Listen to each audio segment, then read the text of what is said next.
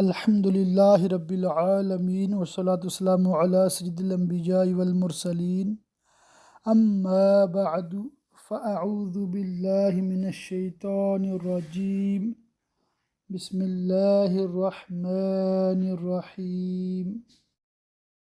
سبق نمبر 39 تصوف، احیاء العلوم، جلد نمبر 3۔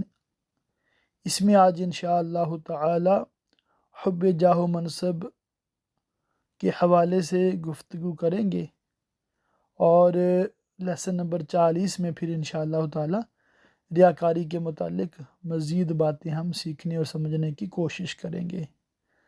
سب سے پہلے ایک بہت ہی پیاری روایت ہے، وہ آپ لوگوں کی گوش گزار کرتا ہوں۔ اللہ تعالی ہم سب کو اس پر عمل پیرا ہونے کی توفیق عطا فرمائے، آمین۔ حضرت سیدنا یحییٰ بن معاذ رازی علیہ رحمۃ اللہ الہادی فرماتے ہیں، تم سے مومنوں کو اگر 3 فوائد حاصل ہوں تو تم محسنین یعنی احسان کرنے والوں میں شمار کیے جاؤ گے۔ نمبر 1، اگر انہیں نفع نہیں پہنچا سکتے تو نقصان بھی نہ پہنچاؤ۔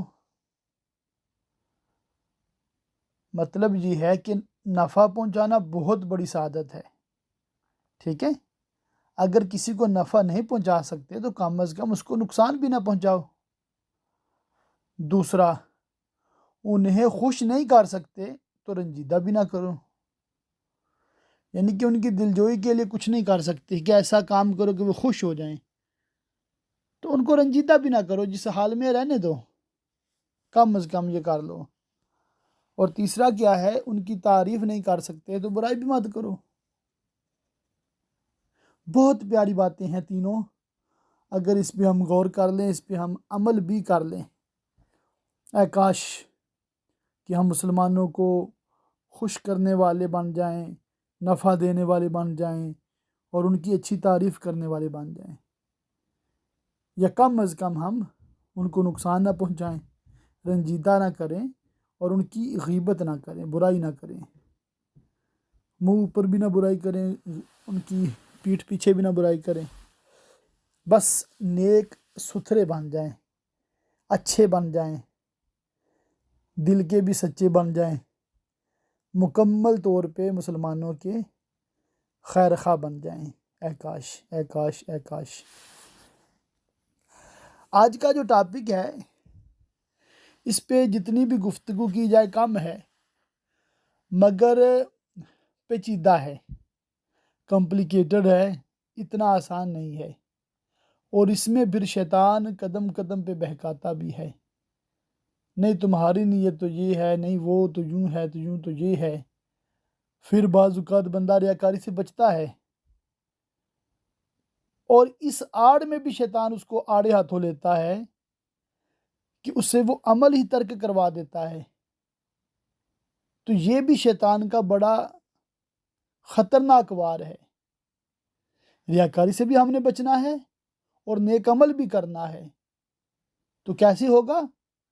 ہم دل سے نیت کریں گے کہ اللہ کی رضا کے لیے کر رہا ہوں، لوگ تعریف کریں نہ کریں، مطلب اس بچے کی طرح ہو جائے نا، جس کی کوئی تعریف کرے تو اس کو نہیں پتہ چلتا، اس کی کوئی برائی کرے تو اس کو نہیں پتہ چلتا، وہ اسی طرح مسکرا رہا ہوتا ہے۔ اور جس کا عمل ہو بے غرض، اس کی جزا کچھ اور ہے۔ جب بندہ اللہ کی رضا کے لیے کام کرتا ہے تو اللہ تعالیٰ پھر اس بندے کو دنیا میں بھی نوازتا ہے، آخرت میں بھی نوازتا ہے۔ اللہ اس کی محبت لوگوں کے دلوں میں ڈال دے، یہ الگ بات ہے، مگر بندہ اس کے لیے جتن نہ کرے، اس کے لیے عمل نہ کرے کہ بھی میری واہ واہ ہو، مجھے منصب مل جائے، مجھے شہرت مل جائے، مجھے عزت مل جائے، میرا نام چل جائے۔ تو یہ چیزیں جو ہیں نا بہت ہی بری ہیں۔ شو آف کرنا، عام طور پہ انگلش میں بھی لفظ استعمال ہوتا ہے شو آف، یہ کوئی بھی پسند نہیں کرتا۔ مقدمہ پڑھتا ہوں۔ تمام تعریفیں اللہ عز و جل کے لیے، جو غیبوں کو خوب جاننے والا، دل کے بھیدوں کا علم رکھنے والا، کبیرہ گناہوں سے درگزر فرمانے والا، دل کے پردوں میں چھپے عیبوں، پوشیدہ نیتوں اور دل کے رازوں کی خبر رکھنے والا ہے۔ وہ انہی اعمال کو قبول کرتا ہے جو کامل ہونے کے ساتھ ساتھ شرک و ریاکاری کی گندگی سے بھی پاک و صاف ہوں۔ وہ بادشاہت میں یکتا ہے اور وہی ہے جو شرک سے بے نیاز ہے۔ خوب درود و سلام ہو حضرت محمد مصطفیٰ صلی اللہ تعالی علیہ وآلہ وسلم پر اور آپ کے آل و صحاب پر، جو خیانت اور جھوٹ سے پاک ہیں۔ ہمارے غمخوار آقا صلی اللہ تعالی علیہ وآلہ وسلم نے فرمایا، مجھے اپنی امت پر سب سے زیادہ خوف ریاکاری کے ساتھ ملی ہوئی مخفی شہوت کا ہے، جو اندھیری رات میں صاف چٹان پر چلنے والی سیاہ چیونٹی کی چال سے بھی زیادہ پوشیدہ ہے۔ عام عبادت گزار اور متقی لوگ تو ایک طرف، ریاکاری کی آفات پر بڑے بڑے ماہر علماء بھی آگاہی حاصل نہ کر سکے۔ ریاکاری نفس کے انتہائی مہلک امور اور باطنی مکر و فریب میں سے ہے۔ اس میں علماء، عبادت گزار اور سفر آخرت کی منزل پر گامزن پکے ارادوں والے بھی مبتلا ہو جاتے ہیں۔ بعض اوقات وہ مجاہدات کے ذریعے اپنے نفس پر سختی کر کے اسے خواہشات سے روکتے اور شبہات سے بچاتے ہیں، نیز مختلف عبادات پر اسے زبردستی ابھارتے ہیں۔ یوں ان کے نفس ظاہری اعضاء سے متعلق گناہوں سے تو عاجز ہو جاتے ہیں، لیکن نیکی اور علم و عمل کے اظہار کے ذریعے راحت کے طلبگار ہوتے ہیں۔ اس مقام پر وہ مجاہدات کی مشقت سے چھٹکارا پا کر مخلوق کے ہاں مقبولیت اور ان کی طرف سے اپنی تعظیم و توقیر کی لذت حاصل کرتے ہیں۔ اس صورت میں ان کا نفس اعمال صالحہ کی طرف رغبت کرتا ہے اور مخلوق میں ان کے چرچے کا متمنی رہتا ہے، چنانچہ وہ صرف خالق کے مطلع ہونے پر قناعت نہیں کرتا، یعنی وہ اس چیز کو کافی نہیں سمجھتا کہ میرا رب جانتا ہے میں نیک عمل کر رہا ہوں، بلکہ لوگوں کے تعریف کرنے پر خوش ہوتا ہے اور اللہ وحدہ لا شریک کی طرف سے حاصل ہونے والی تعریف پر اکتفا نہیں کرتا۔ اس کے ذہن میں یہ ہوتا ہے کہ جب لوگوں کو اس بات کا علم ہوگا کہ وہ خواہشات کو چھوڑتا، شکوک و شبہات سے بچتا اور عبادات میں مشقت برداشت کرتا ہے، تو وہ اس کی تعریف میں خوب رطب اللسان ہوں گے، اس کی مدح سرائی میں مبالغہ کریں گے، اسے عزت و احترام کی نگاہ سے دیکھیں گے، اس کی ملاقات اور زیارت کو باعث برکت سمجھیں گے، اس سے حصول برکت اور اس کی دعا میں رغبت رکھیں گے، اس کی رائے پر چلنے کی طمع کریں گے، اس کی خدمت کرنے میں سبقت اور سلام میں پہل کریں گے، محافل میں اسے بہت زیادہ عزت دیں گے، خرید و فروخت اور معاملات میں اسے نرمی برتیں گے، مجالس میں اسے مقدم کریں گے، کھانے پینے اور لباس میں اسے فوقیت دیں گے، اس کے سامنے عاجزی و انکساری کرتے ہوئے خود کو چھوٹا ظاہر کریں گے اور اس کے کاموں میں اس کی عزت کرتے ہوئے پیش رہیں گے۔ نفس کو اس سے اتنی لذت حاصل ہوتی ہے جو تمام لذتوں اور خواہشات پر غالب آ جاتی ہے۔ یوں نفس گناہوں کے ترک کرنے کو گراں نہیں سمجھتا اور عبادات پر استقامت کی سختی کو آسان تصور کرتا ہے، کیونکہ وہ باطن میں سب سے بڑی لذت و خواہش کی چاشنی کو محسوس کر لیتا ہے۔ پس وہ یہ سمجھنے لگتا ہے کہ اس کی زندگی رضا الہی اور عبادت الہی میں بسر ہو رہی ہے، حالانکہ اس کی زندگی ایسی پوشیدہ خواہش کے تحت بسر ہو رہی ہوتی ہے جس کے ادراک سے انتہائی مضبوط عقلیں بھی قاصر ہیں، مگر وہ خود کو اللہ کی اطاعت میں مخلص اور اس کے محارم یعنی اللہ کی حرام کردہ اشیاء سے باز رہنے والا خیال کر رہا ہوتا ہے، جبکہ حقیقت یہ ہے کہ اس کے نفس نے لوگوں کے سامنے زینت و دکھلاوے اور عزت و وقار کے ذریعے ملنے والی عارضی خوشی کی خاطر اپنے اندر پوشیدہ خواہش کو چھپا رکھا ہے۔ یوں اس کی عبادات اور اعمال صالحہ کا اجر و ثواب ضائع ہو جاتا ہے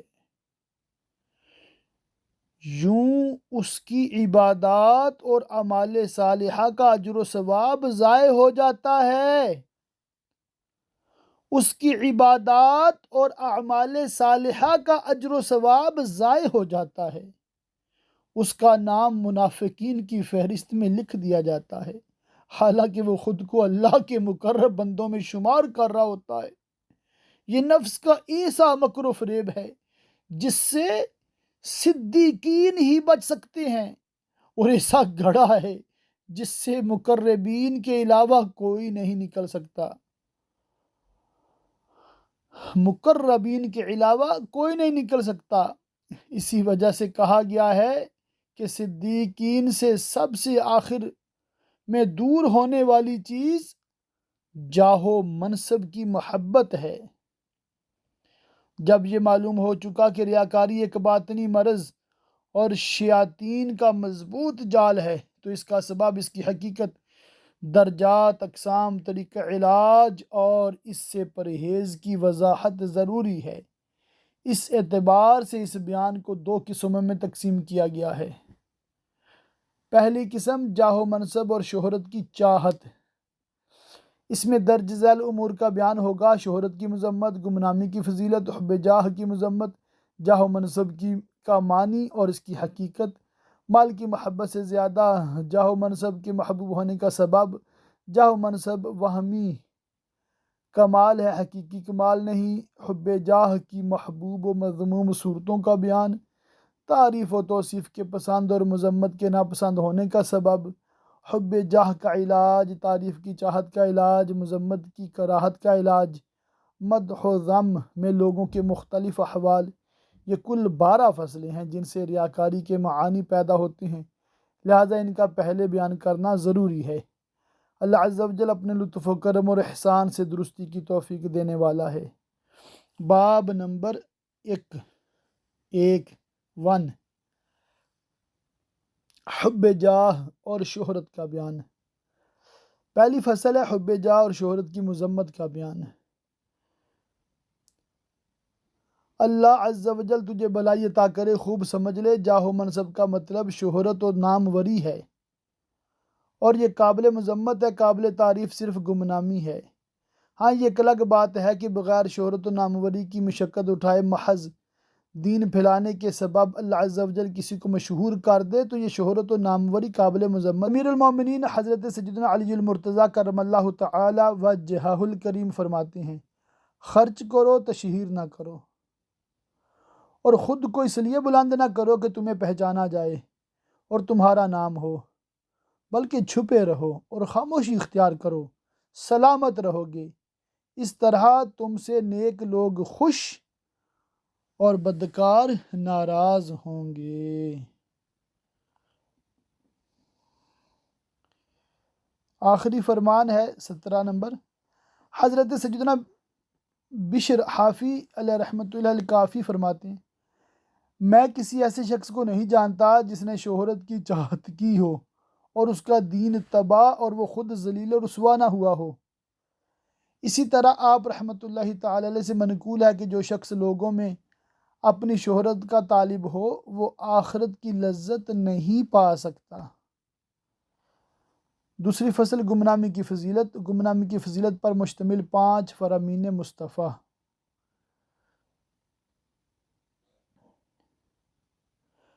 فرمان نمبر 5: بے شک میری امت میں ایسے لوگ بھی ہیں کہ اگر وہ تم سے 1 دینار مانگیں تو تم انہیں نہ دو، اگر 1 درہم کا سوال کرے تو تم منع کر دو، اور اگر ایک پیسہ مانگے تب بھی تم انکار کر دو، حالانکہ اگر وہ اللہ عز و جل سے جنت مانگ لیں تو وہ ضرور انہیں عطا فرمائے۔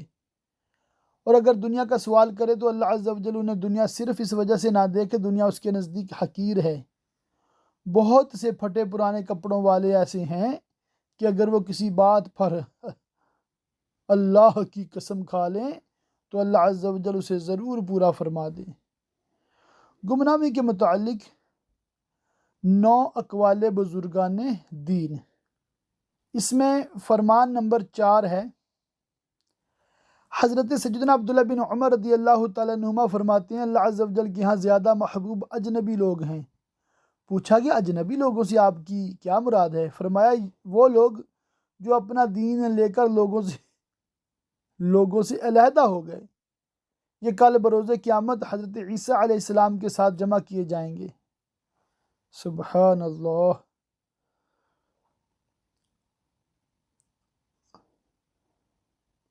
یہاں پر ایک سوال ہے اور اس کا جواب ہے، انبیاء کرام علیہ السلام، خلفۂ راشدین و ائمہ دین علیہم الرضوان کی شہرت سے بڑھ کر تو کسی کی شہرت نہیں، پھر ان حضرات کے متعلق گمنامی کی فضیلت کیوں مروی نہیں؟ جواب، جان لیجئے مذموم وہ شہرت ہے جس کی چاہت کی جائے، البتہ جو شہرت بغیر طلب کے محض اللہ عز و جل اپنے کرم سے عطا فرما دے وہ ہرگز مذموم نہیں۔ مذموم مطلب قابل مذمت۔ البتہ کمزور لوگوں کے لیے شہرت آزمائش ہے، اس کو یوں سمجھیے کہ کچھ لوگ ڈوب رہے ہیں، ان میں ایک ایسا کمزور شخص بھی ہو جسے تیرنا آتا ہو، اب اس کے لیے بہتر یہ ہے کہ اس کا کسی کو علم نہ ہو، ورنہ وہ سب آ کر اس سے چمٹ جائیں گے۔ اللہ اللہ، نتیجتاً وہ مزید کمزور ہو جائے گا اور ان سب کے ساتھ خود بھی ہلاک ہو جائے گا، جبکہ ایک قوی تیراک کے لیے بہتر یہ ہے کہ ڈوبنے والے اس کو پہچانیں تاکہ اس کے ساتھ چمٹ جائیں اور وہ ان کو بچا کر ثواب پائے۔ بہت پیاری مثال ہے، اس کو آپ غور سے پڑھیں گے، بار بار پڑھیں گے تو انشاءاللہ تعالی بہت کچھ سیکھنے کو ملے گا۔ حب جاہ کی مذمت۔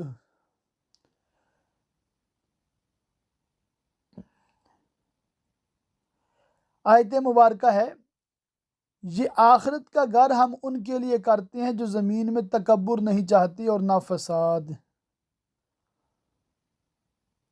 دوسری آیت مبارکہ کا ترجمہ ہے، جو دنیا کی زندگی اور آرائش چاہتا ہو ہم اس میں ان کا پورا پھل دیں گے اور اس میں کمی نہ دیں۔ یہ ہیں وہ جن کے لیے آخرت میں کچھ نہیں مگر آگ اور اکارت گیا جو کچھ وہاں کرتے تھے، اور نابود یعنی برباد ہوئے جو ان کے عمل تھے۔ اللہ۔ حب جاہ کی مذمت میں 3 فرامین مصطفیٰ صلی اللہ علیہ وآلہ وسلم۔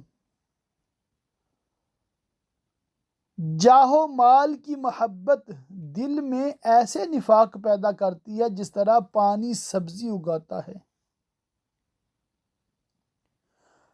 جاہ کا معنی کیا ہے اور اس کی حقیقت کیا ہے؟ جان لیجئے جاہ اور مال دنیا کے 2 رکن یعنی ستون ہیں۔ مال کا مطلب ان چیزوں کا مالک ہونا جن کے ذریعے نفع حاصل کیا جاتا ہے، اور جاہ کا معنی ہے ان دلوں کا مالک ہو جانا جن سے اپنی تعظیم و طاعت مقصود ہو۔ مثلا مالدار وہ ہے جو مال و دولت رکھتا ہو، یعنی اس کے ذریعے وہ اپنے مقاصد، خواہشات نفسانی اور شہوات کی تکمیل پر قدرت رکھتا ہو۔ اسی طرح صاحب جاہ وہ ہے جو لوگوں کے دلوں کا مالک ہوتا ہے، یعنی وہ اس بات کی طاقت رکھتا ہے کہ لوگوں کے دلوں میں اپنی عزت کے سبب انہیں اپنے اغراض و مقاصد کے لیے استعمال کر سکے۔ باقی اس کی تفصیلات آپ اس میں سے پڑھ لیجئے گا۔ 7ویں فصل انشاءاللہ تعالی ہم پڑھتے ہیں، حب جاہ کی محبوب و مذموم صورتوں کا بیان۔ جب تمہیں معلوم ہو گیا کہ جاہ کا مطلب دلوں کا مالک ہونا اور ان پر قدرت حاصل کرنا ہے تو اس کا حکم وہی ہے جو مالوں کی ملکیت کا ہے، کیونکہ یہ بھی دنیاوی مالوں میں سے ایک مال ہے اور یہ بھی مال کی طرح موت کے ساتھ ختم ہو جاتا ہے۔ دنیا آخرت کی کھیتی ہے، جو کچھ اس میں پیدا کیا گیا ہے اسے آخرت کے لیے جمع کیا جا سکتا ہے، اور جس طرح کھانے پینے اور لباس کے لیے کچھ مال ہونا ضروری ہے، ایسے ہی لوگوں کے ساتھ زندگی گزارنے کے لیے کچھ جاہ و منصب بھی ضروری ہے۔ نیز جس طرح انسان کھانے سے بے نیاز نہ ہونے کے سبب کھانے سے محبت کرتا ہے یا اس مال سے محبت کرتا ہے جس سے وہ کھانا خرید سکے، ایسے ہی خدمت کے لیے خادم، مدد کے لیے دوست، رہنمائی کے لیے استاد اور اپنی حفاظت اور ظالموں کے ظلم سے بچنے کے لیے بادشاہ کی بھی ضرورت ہے۔ لہٰذا اس کا یہ پسند کرنا کہ میرے خادم کے دل میں میری محبت ہو تاکہ وہ میری خدمت کرے تو یہ مذموم نہیں۔ یوں ہی دوست کے دل میں اپنے لیے محبت کی چاہت کرنا کہ باہم دوستی و محبت قائم رہے، اس میں بھی کوئی برائی نہیں۔ ایسے ہی تمنا کرنا کہ استاد کے دل میں میرے لیے کچھ جگہ ہو تاکہ وہ مجھ پر عنایت کرتے ہوئے میری رہنمائی فرمائے، اس میں بھی کچھ مذائقہ نہیں۔ اور بادشاہ کے دل میں اپنے لیے نرم گوشہ چاہنا کہ وہ شریروں کے شر سے اسے بچائے، یہ چاہت بھی بری نہیں، کیونکہ مال کی طرح جاہ بھی مقاصد تک پہنچنے کا وسیلہ ہے، دونوں میں کوئی فرق نہیں۔ البتہ اس امر میں تحقیق یہ ہے کہ اسے مال و جاہ ذاتی طور پر پسند نہ ہوں، بلکہ ان کی حیثیت اس بیت الخلاء کی سی ہے جس کا گھر میں ہونا انسان پسند کرتا ہے، کیونکہ وہ قضائے حاجت کے لیے اس کا محتاج ہے۔ وہ پسند کرتا ہے کہ اگر اسے قضائے حاجت کی ضرورت نہ ہو تو وہ بیت الخلاء کا بھی محتاج نہ ہو۔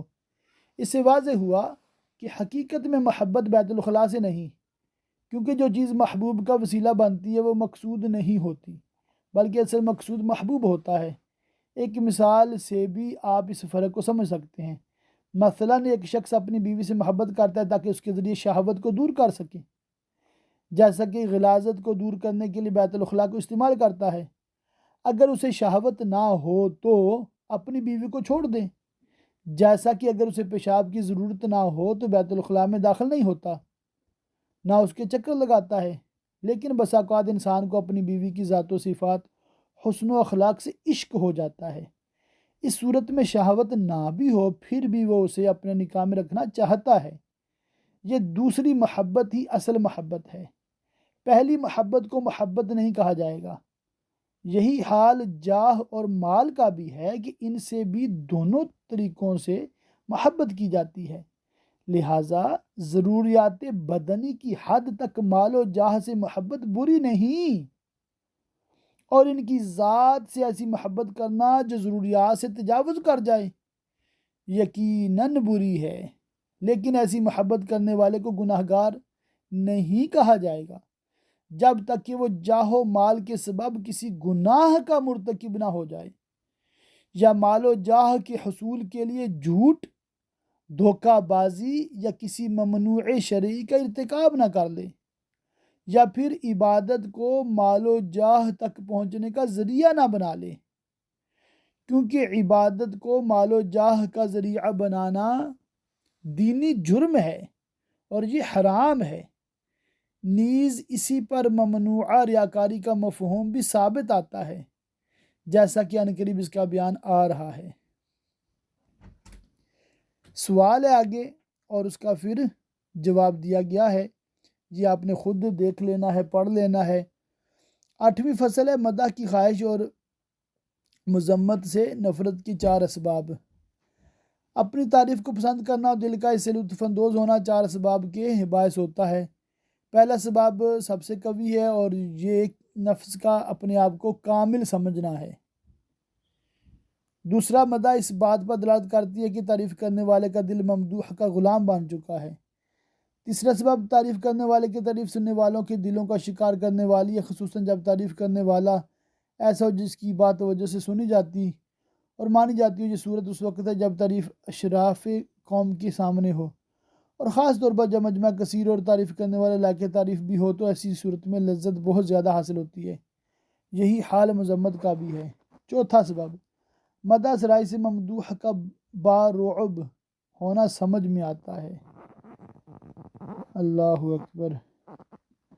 9ویں فصل ہے حب جاہ کا علاج کیا ہے۔ جان لیجئے جس پر حب جاہ غالب آ جائے وہ لوگوں کی رعایت کرنے میں لگا رہتا ہے، ان کے ساتھ محبت سے پیش آتا ہے، ان کے لیے ریاکاری کرتا ہے، اپنے قول و فعل میں اس امر کا خیال رکھتا ہے جو لوگوں کے نزدیک اس کی قدر و منزلت بڑھائے، اور یہی بات منافقت کا بیج اور فساد کی جڑ ہے۔ نیز لا محالہ یہ بات عبادات میں سستی اور دکھلاوے کے ساتھ ساتھ ممنوعات شرعیہ کے ارتکاب کا باعث بھی بنتی ہے، کیونکہ ایسا شخص لوگوں کے دلوں کو اپنی طرف مائل کرنا چاہتا ہے۔ اسی وجہ سے رسول اکرم شاہ بنی آدم صلی اللہ علیہ وسلم نے عزت و مال کی محبت اور دین میں ان کے فساد کو دو بھوکے بھیڑیوں سے تشبیہ دیتے ہوئے ارشاد فرمایا، بے شک یہ محبت نفاق کو ایسے پروان چڑھاتی ہے جیسے پانی سبزہ کو آتا ہے۔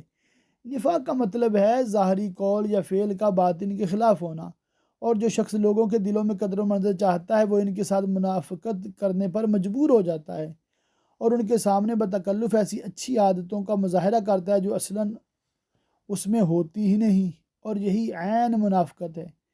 چونکہ حب جاہ ہلاک کر دینے والے امور میں سے ہے، لہٰذا اس کا علاج اور دل سے اس کو نکالنا ضروری ہے، کیونکہ مال کی محبت کی طرح یہ بھی ایک ایسا طبعی امر ہے جس پر دل سخت ہو چکا ہے، اور اس کا علاج علم اور عمل کے ذریعے ممکن ہے۔ علم کے ذریعے حب جاہ کا علاج، علم کے ذریعے علاج کی صورت یہ ہے کہ اس سبب کو جانا جائے جس کی وجہ سے السال جاہ و منصب کو پسند کرتا ہے، اور وہ سبب ہے لوگوں کی شخصیت اور ان کے دلوں میں کمال قدرت حاصل کرنا۔ ہم بیان کر چکے ہیں یہ کمال باقی رہنے والا نہیں، اگر رہے بھی تو موت اس کی انتہا ہے۔ یہ باقی رہنے والے نیک اعمال میں سے نہیں، بلکہ بالفرض مشرق سے لے کر مغرب تک زمین کے چپے چپے پر رہنے والا ہر شخص 50 سال تک بھی کسی کو سجدہ کرتا رہے تو انتہا یہ ہوگی کہ نہ ساجد رہے گا سجدہ کرنے والا، نہ مسجود جس کو سجدہ کیا گیا، اور اس کا حال ان صاحبان جاہ و منصب کی طرح ہو جائے گا جو اس سے پہلے اپنے چاہنے والوں سمیت مر کر خاک ہو گئے۔ لہٰذا اس فنا ہونے والی شہرت کے بدلے اس دین کو نہیں چھوڑنا چاہیے۔ یہ علمی علاج بتا رہے ہیں امام غزالی۔ جو ابدی زندگی ہے، اور جو شخص کمال حقیقی اور کمال وہمی کو سمجھ گیا، اس کی نظر میں جاہ و منصب حقیر شے ہے، بلکہ جس شخص کی نظر میں آخرت ہوتی ہے وہ اسے اتنی ہی اہمیت نہیں دیتا جتنی کسی ذرہ کو دی جاتی ہے۔ وہ موت کو سامنے تصور کرتا ہے، دنیا کو حقیر خیال کرتا ہے، نیز یہ گمان کرتا ہے کہ موت اس کے سر پر کھڑی ہے۔ اس کا حال حضرت سیدنا حسن بصری علیہ رحمۃ اللہ الکوی کی طرح ہو جاتا ہے کہ جب انہوں نے حضرت سیدنا عمر بن عبدالعزیز علیہ رحمۃ اللہ العزیز کی طرف ایک خط لکھا تو اس میں یوں تحریر کیا: اما بعد، گویا آپ آخری آدمی ہیں جس پر موت کا حکم صادر ہو چکا، اور اس کی روح قفس عنصری سے پرواز بھی کر گئی ہے۔ غور کریں کہ ان کی مستقبل پر کیسی نظر تھی کہ انہوں نے اسے موجود خیال کیا، اور یہی حال حضرت سیدنا عمر بن عبدالعزیز علیہ رحمۃ اللہ العزیز کا تھا کہ انہوں نے اس کے جواب میں لکھا: اما بعد، آپ اپنے بارے میں یوں خیال کریں گویا آپ دنیا میں آئے ہی نہیں اور ہمیشہ آخرت میں رہے۔ ان بزرگوں کی توجہ انجام پر ہوتی تھی، اسی لیے انہوں نے تقوی اختیار کیا، کیونکہ یہ جانتے تھے کہ بے شک بھلا انجام پرہیزگاروں کے لیے ہے۔ یہی سبب تھا کہ انہوں نے دنیا میں جاہ و مال کو حقیر جانا، جبکہ اس کے مقابلے میں اکثر مخلوق کا یہ حال رہا کہ ان کی کمزور نگاہیں صرف دنیاوی فوائد تک محدود ہیں، ان کی آنکھوں کا نور مشاہدے کی طرف نہیں بڑھا۔ اسی وجہ سے اللہ عز و جل نے ارشاد فرمایا: بلکہ تم جیتی دنیا کو ترجیح دیتے اور آخرت بہتر اور باقی رہنے والی۔ ایک اور مقام پہ ہے: کوئی نہیں بلکہ اے کافرو تم پاؤں تلے کی دوست رکھتے اور آخرت کو چھوڑے بیٹھے ہو۔ لہٰذا جس کا یہ حال ہو اس کو چاہیے کہ دنیاوی آفات و مصائب کے تصور سے اپنے دل کا علاج کرے، اور ان بڑے خطرات کے بارے میں فکر مند رہے جو دنیاوی صاحب اقتدار لوگوں کو مصیبت میں ڈال دیتے ہیں، کیونکہ ہر صاحب جاہ و منصب سے حسد کیا جاتا ہے اور اس کو ایذا دینے کا قصد کیا جاتا ہے۔ انہیں صاحب جاہ اپنی قدر و منزلت کے بارے میں خوف زدہ رہتا ہے، ڈرتا رہتا ہے کہ کہیں لوگوں کے دلوں میں میری جگہ کم نہ ہو جائے، اور اس کی وجہ یہ ہے کہ دلوں کا حال ابلتی ہنڈیا سے بھی زیادہ متغیر ہے۔ جس طرح ہانڈی کبھی اوپر کی طرف اٹھتی ہے کبھی نیچے بیٹھ جاتی ہے، اسی طرح دل بھی بلندی اور پستی کے درمیان متردد رہتے ہیں۔ جو شخص لوگوں کے دلوں پر اعتماد کرتا ہے اس کی مثال اس شخص کی طرح جو سمندر کی موجوں پر عمارت تعمیر کرتا ہے جسے کوئی قرار و مضبوطی نہیں۔ لوگوں کے دلوں کا خیال رکھنا، مرتبہ کی حفاظت، حاسدین کی حسد کو دور کرنا، دشمنوں کی اذیت سے بچنا، یہ تمام دنیاوی غم ہیں جن سے جاہ و منصب کی لذت پھیکی پڑ جاتی ہے۔ لہٰذا آخرت کے نقصان سے صرف نظر کرتے ہوئے صرف دنیا میں ہی مذکورہ دنیاوی غموں کا خوف رکھنے سے ہی جاہ کی امید ختم ہو جاتی ہے۔ تو بہتر یہی ہے کہ کمزور بصیرت کا علاج کیا جائے۔ بہرحال جس شخص کی بصیرت روشن اور ایمان پختہ ہوتا ہے وہ دنیا کی طرف التفات نہیں کرتا۔ یہ تو عین منافقت ہے، کیونکہ وہ اپنی طرف سے صدق و اخلاص کو ظاہر کر رہا ہے جبکہ حقیقت میں اس سے خالی ہے۔ اسی طرح مذمت کرنے والے کے حق میں بھی مختلف احوال ہیں جو تعریف کے احوال کی ضد ہیں۔ ان میں سے پہلا درجہ غصہ کا اظہار کرنا اور آخری درجہ خوشی کا اظہار کرنا ہے، اور اپنی مذمت پر خوشی کا اظہار وہی شخص کرے گا جو اپنے نفس کے سرکش ہونے کی وجہ سے اس کے لیے دل میں کینہ رکھے کہ میرا نفس بہت عیبدار، جھوٹے وعدے اور انتہائی مکر و فریب والا ہے۔ نیز اپنے نفس سے دشمن کے جیسا بغض رکھے، کیونکہ انسان اس شخص سے خوش ہوتا ہے جو اس کے دشمن کی مذمت کرے، اور یہ شخص چونکہ اپنے نفس کا دشمن ہے لہٰذا نفس کی مذمت پر خوش ہوگا، مذمت کرنے والے کا شکریہ ادا کرے گا اور مذمت کرنے والے کے ذہین ہونے کا اعتقاد رکھے گا کیونکہ وہ اس کے نفس کے عیب پر واقف ہو گیا، اور یہ مذمت اس شخص کے لیے مذمت کرنے والے کی طرف سے گویا تشفی اور غنیمت ہے، کیونکہ اس کی مذمت نے اسے لوگوں کی نظروں میں گرا کر شہرت کے فتنے میں مبتلا ہونے سے بچا لیا، اور چونکہ انسان بہت ساری نیکیوں پر ہمیشہ قائم نہیں رہ سکتا لہٰذا امید ہے یہ مذمت اس کے ان عیبوں کا مداوع ہو جائے جن کو دور کرنے سے وہ عاجز ہے، اور اگر مرید اپنی تمام عمر بھی ایک صفت کو پانے کی کوشش کرے اور وہ یہ کہ تعریف کرنے والا اور مذمت کرنے والا اس کے نزدیک ایک ہی درجہ میں ہو تو وہ ایک ایسے کام میں مشغول ہو جائے گا کہ دوسرے کسی کام کے لیے فارغ نہ ہوگا۔ مرید اور سعادت کے مابین کثیر گھاٹیاں ہیں، جن میں سے ایک یہی ہے نیز جب تک مرید عمر بھر سخت مجاہدہ نہ کرے کسی ایک گھاٹی کو بھی عبور نہیں کر سکتا۔